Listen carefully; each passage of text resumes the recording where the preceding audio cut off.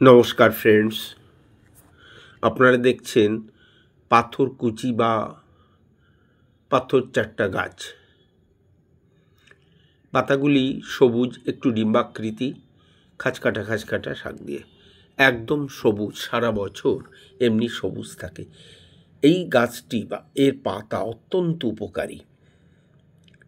যদি কারো পুরনো সর্দি থাকে তাহলে এই পাতার রস গরম করে খাওয়ালে সেটা সেরে যায়।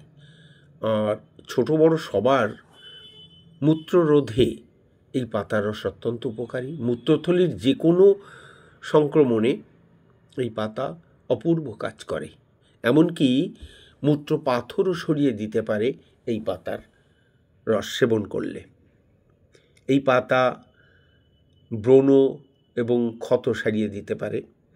অ্যান্টিঅক্সিডেন্ট ও অ্যান্টিমাইক্রোবিয়াল যৌগের উপস্থিতির জন্য এটি রোগ প্রতিরোধ ক্ষমতা বাড়াতে সাহায্য করে। সেই জন্যে অত্যন্ত উপকারী, সর্বরোগহর বলা যায় এই পাতাকে। আমাদের ছোটোবেলায় পেট ব্যথা হলে আমাদের এই পাতার রস খেতে হতো। আমরা তো বেটে রস করে খাওয়ানো হতো ছোটোদের চামচে করে, আর আমরা তো একটু বড় যখন হয়েছে একটু লবণ দিয়ে পাথরকুচি ভাজা গালে দিয়ে আমরা খেয়ে নিতাম, সেরে যেত। এই পাতাই ছিল তখনকার অনেক রোগের ঔষধ।